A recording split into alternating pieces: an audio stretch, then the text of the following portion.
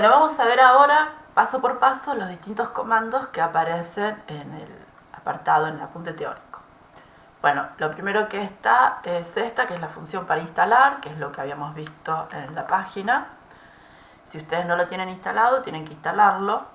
De hecho, si ustedes abren este script y no tienen instalada estos paquetes, les aparece acá como una ventanilla en amarillo que les dice no tienen tal librería si las quieren instalar.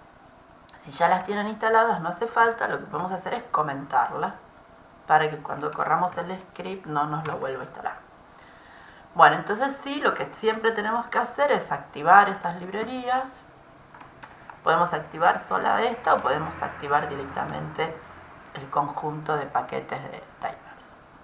Bueno, el trabajo lo vamos a hacer utilizando esta base de datos que se llama DataIris y vamos a ver de qué se trata. Fíjense, acá la base de datos Iris tiene 5 variables. Es un archivo multivariado donde tiene de iris, que es una planta, el largo del sépalo, el ancho, el largo del pétalo y el ancho, y a qué especie se refiere. Acá, si ustedes quieren, pueden ver los datos completos. Fíjense que acá los muestra todos porque son poquitos, ¿no? Siempre en este visualizador nos dice qué es lo que está mostrando. Si tenemos muchísimos datos, no los llega a mostrar todos. También, si quiero saber más sobre esta base de datos, puedo sombrearlo así, tocar F1 y acá me aparece en esta página HTML la descripción de esa base de datos. Me dice quién es el autor, me describe, me da un ejemplo de cómo usarla y cuál es el formato, qué variables tienen y qué significan cada una de las variables. Y muchas veces, si esta base de datos está publicada, nos da la referencia del paper donde está publicado. Bueno, entonces lo primero que tenemos que hacer es, después que activamos la librería, a ggplot decirle qué datos vamos a usar. Nosotros dijimos que vamos a usar el DataIris, entonces corremos y fíjense que no nos aparece nada, que simplemente lo que nos aparece es un marco grisado. El segundo paso es generar el marco, el mapping, o sea, decirle cuál es la variable que va en el eje X, cuál es la variable que queremos en el eje Y. Entonces acá nosotros queremos el ancho del sépalo y el largo del sépalo. Queremos ver cómo se relaciona. Entonces, corremos esto así, pero no le dijimos todavía qué tipo de gráfico queremos. Entonces, simplemente lo que nos aparece es el grisado, pero ahora con los nombres de las variables y con los valores, pero como no sabe qué hacer con esos datos, todavía no se lo dijimos. El próximo paso es decirle qué. Supongamos que nosotros queremos hacer un gráfico de puntos. Entonces, la geometría a utilizar es esto que se llama GeoPoints.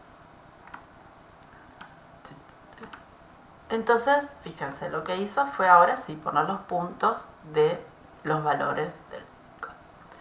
También, si no le ponemos ningún tipo de atributo dentro de los paréntesis o ningún tipo de argumento, no dice nada. Entonces, lo que hace es trabajar con los valores por default. Recuerden que cada función tiene toda una serie de argumentos.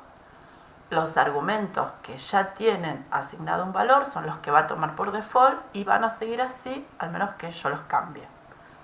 Acá está la descripción de cada uno de los argumentos y fíjense que siempre hay un ejemplo. Si ustedes quieren trabajar con otro ejemplo distinto, pueden hacer es copiar este ejemplo, ir viendo paso por paso qué es lo que está haciendo. Bueno, pero vamos a ir haciéndolo acá. Bueno, entonces, ahora, supongamos que yo quiero ver este gráfico. Si yo ahora estoy aquí en esta ventana Help, vuelvo acá, vuelvo a la función plot. Entonces quiero ver qué relación hay entre estas variables. La verdad que no pareciera, pero bueno, vamos a probar a ver qué nos da. Entonces yo acá le agrego otra geometría que es el geoline, que lo que va a hacer es poner una línea. Y le tengo que decir cómo quiero esa línea. Entonces yo le digo que esa línea haga un suavizado y que utilice como método LM, que es modelos lineales, o sea que me haga una recta. Entonces acá corro esto. Y fíjense que, nada, era lo que preveíamos, que ahí no parece, ¿no? Que hubiera una relación entre el largo y el ancho. Pero recordemos que hay otras variables en el archivo, una variable categórica que es la especie, ¿no? Que son varias especies. Si yo, por ejemplo, quisiera saber cuántas especies hay, una función que puedo usar es esta que se llama unique. Unique, y entonces le digo iris, pesos, especies. Entonces me va a decir cuáles son los niveles de esa, ¿ven? Me dice Setosa, Versicolor, Virginia. Entonces son estos tres niveles las variables que tenemos. Acá era sencillo verla porque eran tres, pero a veces cuando trabajamos con bases de datos grandes y queremos saber, por ejemplo, tenemos varias localidades y queremos saber cuáles son, podemos usar esta función. Bueno, entonces ahora, esto era nada más para mostrarles, vamos a decir que identifique esas funciones con un atributo, con el color. Entonces acá en el mapping le agregamos otro argumento que es el color. Y vamos a ver entonces qué es lo que pasa. Cuando le agregamos eso, fíjense que entonces ahora nos está mostrando tres rectas, porque le estamos diciendo que trabaje para cada una de las especies. Bien. En el caso que nosotros quisiéramos identificar las especies, pero nos están diciendo que el gráfico no puede ser en colores, entonces lo que podemos hacer es cambiar las formas y para eso vamos a usar este argumento que se llama shape.